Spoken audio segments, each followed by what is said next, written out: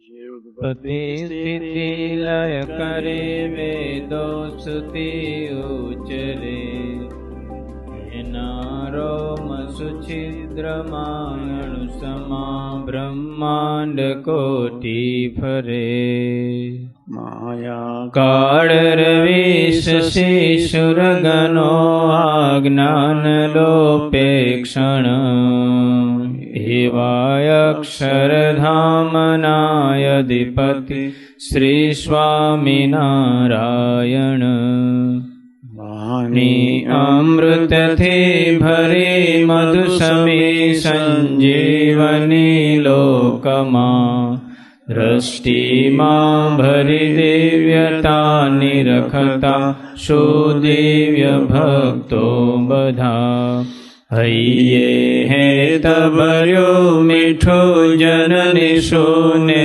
હાસ્ય મુખે વસ્યું તે શ્રી જ્ઞાનજી યોગીરાજ ગુરુને નિત્ય નમો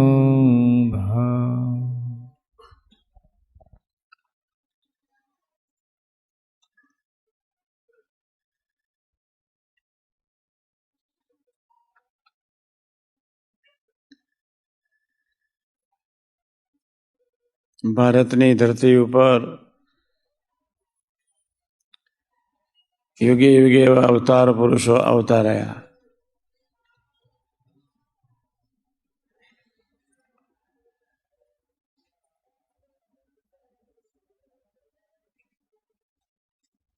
અમે ગામે ગામ ફરીને એક વાત કરીએ છીએ,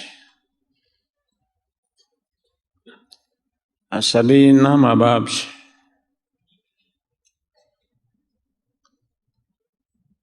શરીરમાં રહ્યો એવો જે આત્મા એના પર મા બાપ છે. રામચંદ્રજીના ઉપાસક હો તો હનુમાન જેવા સંતની સાથે દોસ્તી બાંધવી પડે. ગુરુ એક દેખતી જીવતી વ્યક્તિ છે, એમાં ભગવાન સાંગોપાંગ બિરાજમાન છે. એક મીડિયમ છે.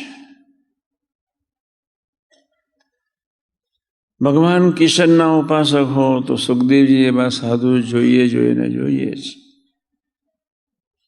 શિવશક્તિના ઉપાસક હો તો ગણપતિ જેવા સંત જોઈએ જોઈને જોઈએ છે. પણ માનવ દેહ જોઈએ. ભગવાન સ્વામિનારાયણના ઉપાસક હો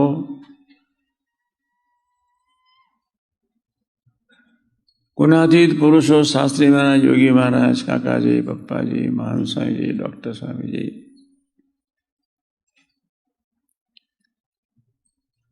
એવા પવિત્ર સંતોની સાથે મૈત્રી અનિવાર્ય છે.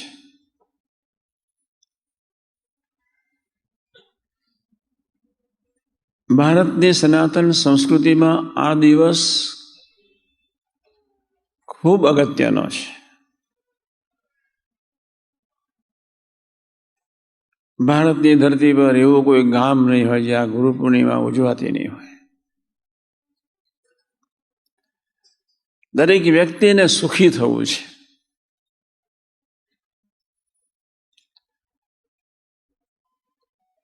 કદાચ મહેનત કરે તો કદાચ રોટલો મળે, થોડું કમાય, ખાવા પીવાનું મળે.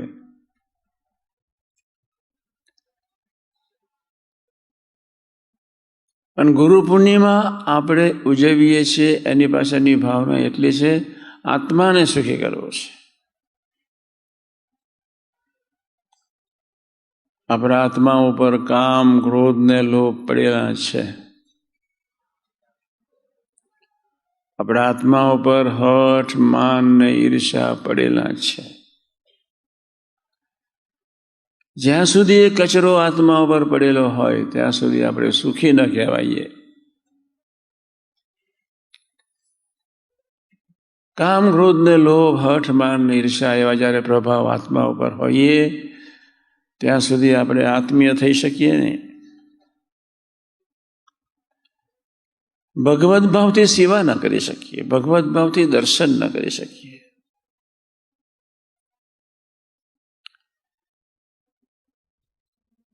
ભગવાન ઈસુએ પણ પવિત્ર સંતોની વાત બાઇબલમાં કરી છે. સંત ફ્રાન્સિસ નામના સંત એક 12મી સદીમાં અદ્ભુત થઈ ગયા. Prayer is the only root cause for all happiness. પણ સંત જોઈએ. મોહમ્મદના ગયા પછી મનસૂર એવા જ એક ટોપ સાધુ હતા. સનાતન હિન્દુ ધર્મમાં આપણે બધા ખૂબ નસીબદાર છીએ. યુગે યુગે એવા અવતાર પુરુષો આવતા જ રહ્યા.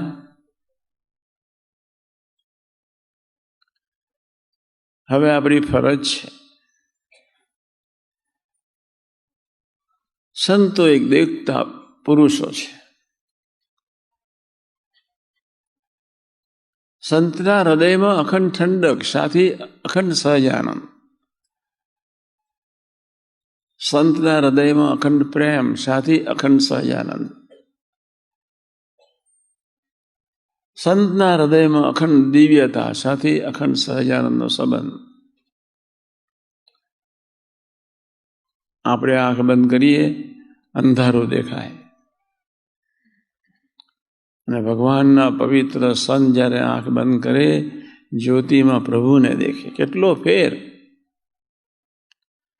સંત અને માનવીમાં આકાશ પાતાળનો ફેર છે.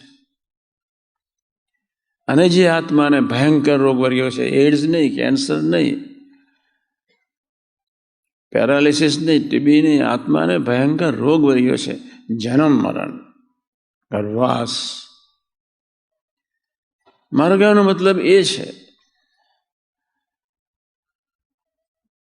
કે દરેક સંપ્રદાયમાં મેસેન્જરની વાત કરી છે. મેસેન્જર એટલે ગુરુ. હિન્દુ સંપ્રદાયમાં આપણે એને ગુરુ કહીએ. ઇસ્લામ સંપ્રદાયમાં એને પેગમ્બર કહે.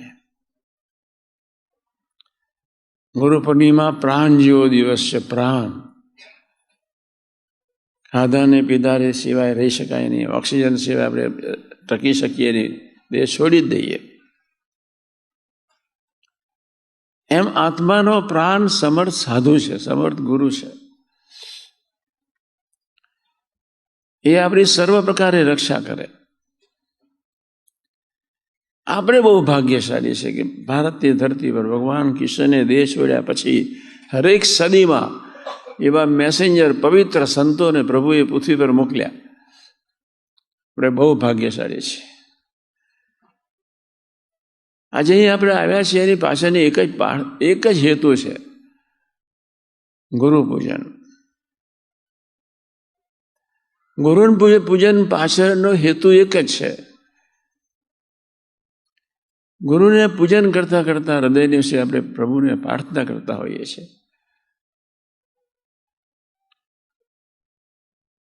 કે તમે અમારી રક્ષા કરશો.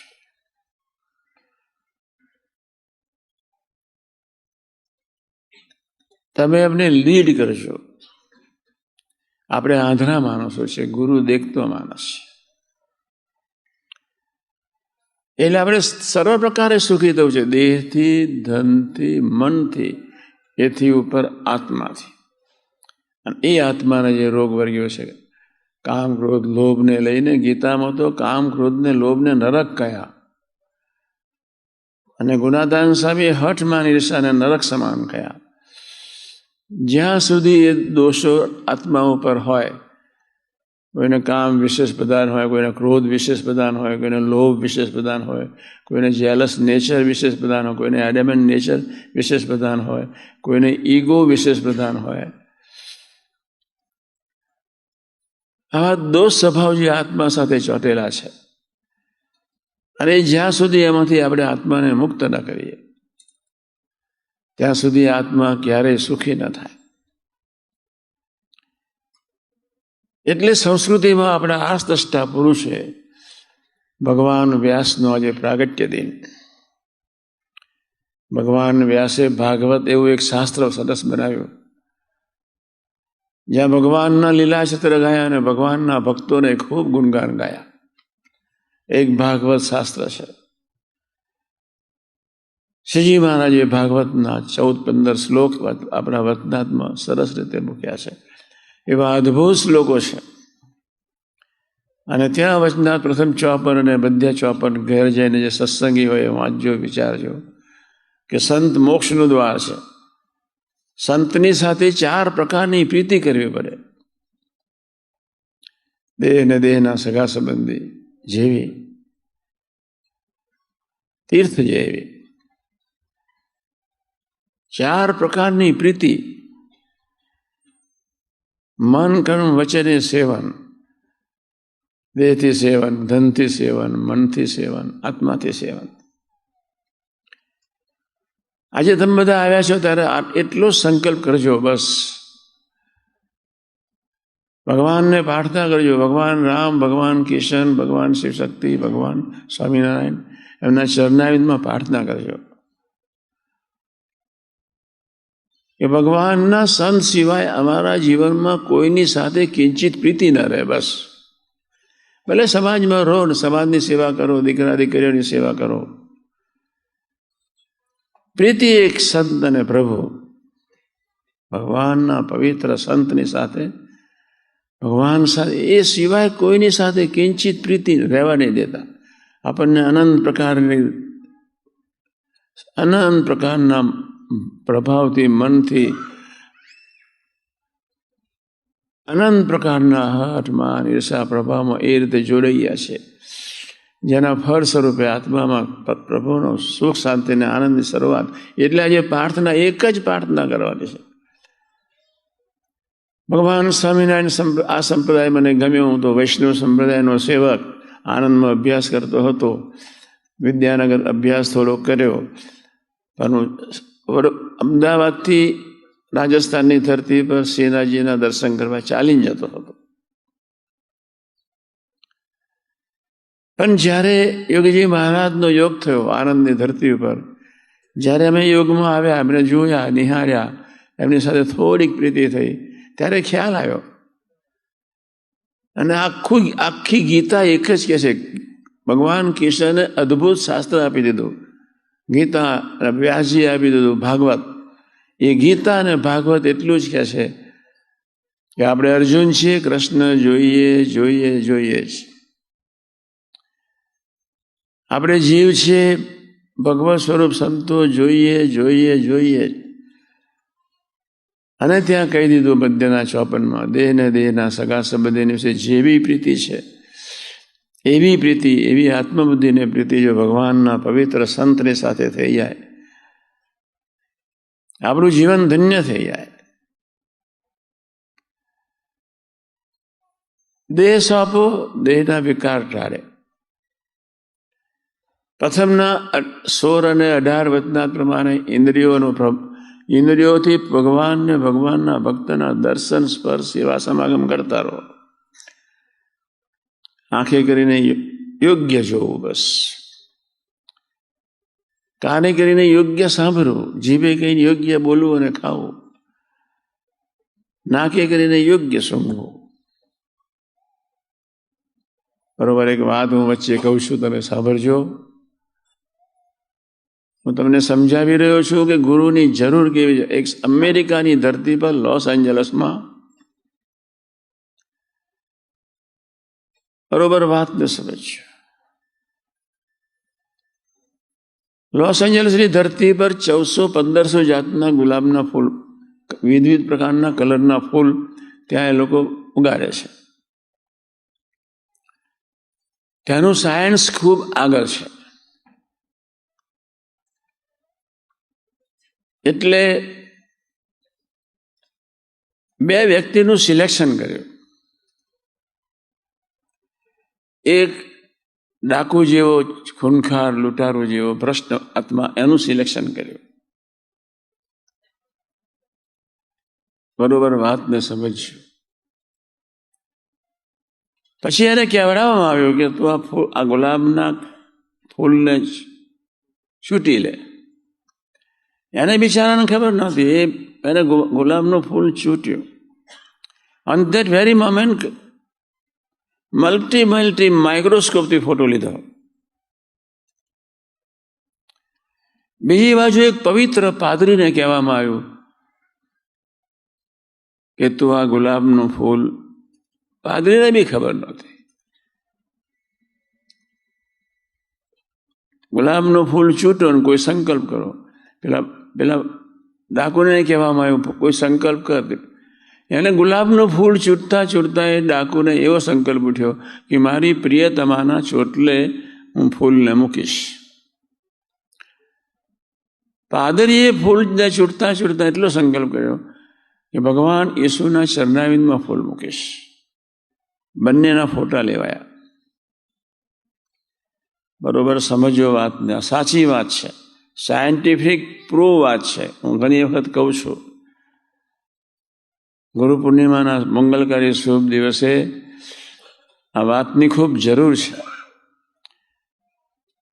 જે ગુલાબનું છોડ આગળ જઈને જે ગુલાબના ફૂલ રોપનો જે ફૂલ અને જે ચૂંટ્યું